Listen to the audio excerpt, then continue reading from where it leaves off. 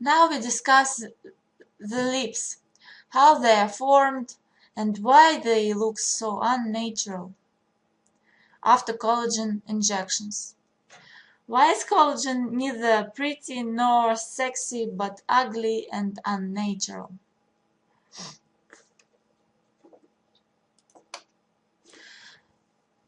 The orbicularis oris muscle lies in the depth of the lips. Let's have a look at these faces and mark out the orbicular mouth muscle.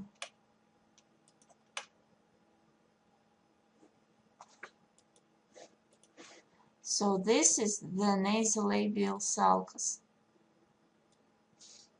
or nasolabial fold.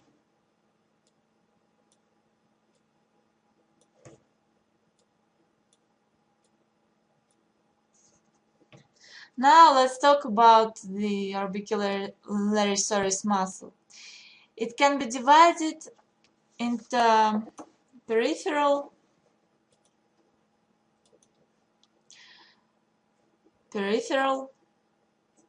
and labial parts. The labial part is located under the red border of the lips and works like this. Well,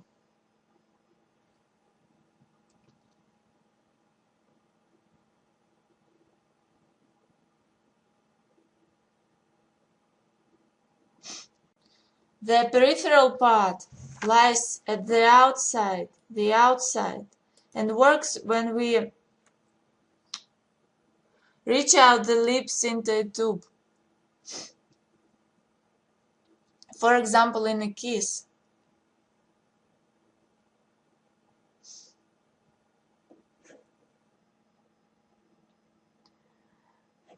The orbicularis oris muscle consists of 8 parts. 4 peripheral, so 1, 2, 3, 4 peripheral, and 4 labial. 1, 2, 3, 4.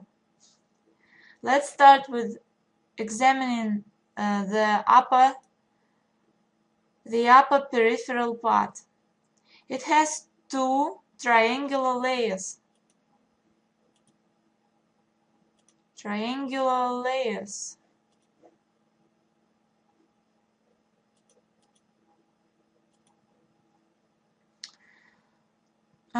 Two flat triangular muscles arise from the mouth corner. By the way, it's also called modiolus. This spot, and is formed both by muscle tissue and by fibrous tissue. And this is the node for many mimic muscles. So 2 flat triangular muscles starts at the modiolus and go to the middle. The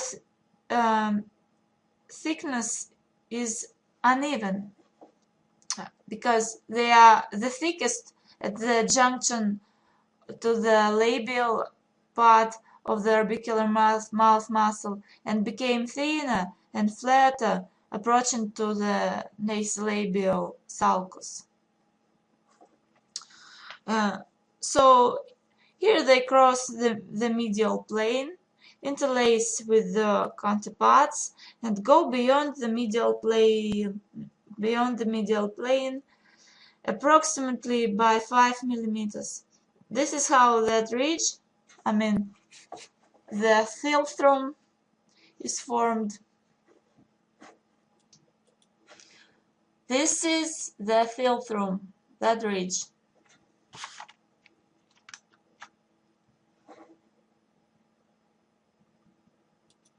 And in the same way, each half of the upper labial part arises from the modiolus, goes to the median, and interlaces with its counterpart. This is how the tubercle of superior lip is formed. So This is the tubercle of superior lip.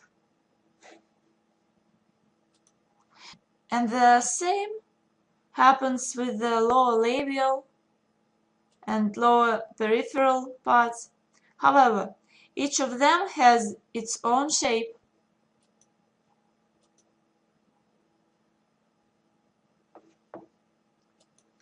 So let us see the examples. If the orbicularis oris muscle is big, the mouth and the lips are big as well. In addition, the shape of lips is individual and different for each certain person. Another factor is the amount of subskin fat tissue in the area of the orbicular mouth muscle. Have a look at the picture. This is a lip section. The thicker is the layer of subskin fat tissue, the thicker correspondingly are the lips. Additionally, as I've mentioned, the visible shape of the mouth and thickness of the lips are deeply impacted by the personal habits, because this is a very flexible zone. If a person constantly purses the lips, they will seem thinner. On the contrary, there are people who constantly pout the lips, so they could seem plumper and sexier. This happens most often with girls and sometimes with men too. Now let's have a look at the examples. Angelina Jolie and Susan Abdullah have big plump lips because the orbicular mouth muscles are very big. Tatiana Kolganova and Monica Bellucci's lips are a bit smaller. However, Lily Cole's lips are not that big, and her orbicular mouth muscle is small.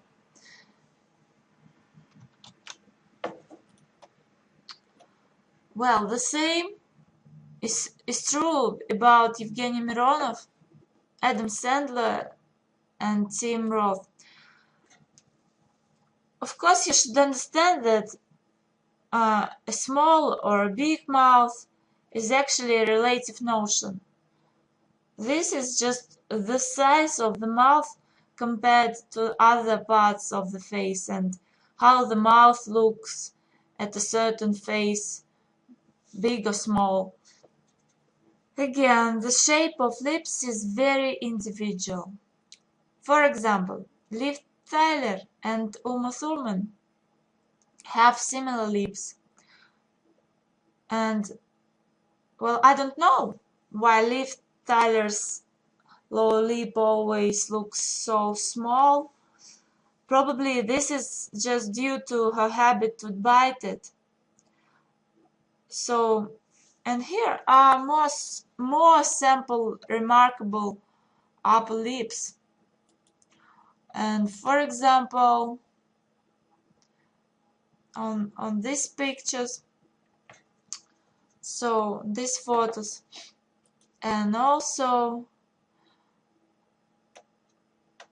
I want to talk about Julianne Moore's lip shape, because it's peculiar in that her lips are straight. So here, the curvature is smooth and round, without tubercles, just that many small folds covering the red surface of lips. I think it's interesting. In general, the lips are very flexible. So when the orbicular mouth muscle grows, like on that picture. The lips grow correspondingly. Unlike the orbicular eye muscles, which are attached to the bones and are limited by the orbital cavities, the orbital mouth muscle is not limited by anything, and it can grow forward and changing the profile. And now I'd like to talk about lip pumping by collagen and fat injections, which in most cases makes the lips bigger, but unfortunately unnaturally bigger. Have a look at these results of such injections. And let's repeat the anatomical structure. Orbicular mouth muscle, peripheral and labial parts, and subskin fat tissue in the peripheral and the labial parts. How? Well, the collagen is injected nowadays. This substance, which doesn't imitate the shape of orbicular mouth muscle, is pumped in the area limited by the red lip surface, only in the labial area, while the peripheral part remains flat. Well, a healthy person just can't have such an enormous layer of subskin fat tissue here. The collagen injections do not correspond to any natural phenomenon. A man who sees a girl with collagen lips doesn't perceive them as attractive, sexy and plump lips. On the contrary, they are subconsciously seen as an appendix, a defective alien body, a swell caused by allergy, tumor, or a suppurative infection or something. And so, believe me, men do not perceive such lips as sexy. No alien volume in the lips can follow the shape of the orbicular mouth muscle, and what's more, work in the same way as these muscles do, because that's necessary for speech and mimics. So the implants that can contract as muscles have not yet been invented. Yes, it's possible to install an implant on the chin, to the lower jaw somewhere, and increase its volume. This will look natural because the volume of the bone will grow. The bone, the lower jaw is a bone, a rigid area. However, when we wish to pump the lips, it's necessary to properly work them out and training the orbicular mouth muscle in a natural way, instead of filling the flexible red surface of lip with an alien collagen body. But well, there is a way to imitate the natural thickening of subskin fat tissue by fat injection in a very even, thin layer, and of course not only in the labial, there, but also in there, but also in the peripheral part, to imitate the subskin fat tissue. However, at present such operations pump only there,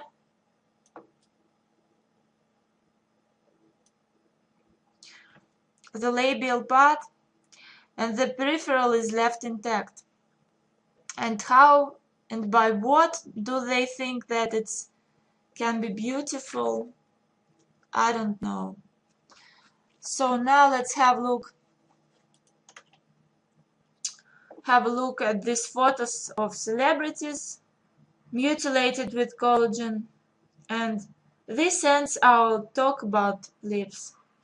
So our next video will be devoted to the chin and the cheeks.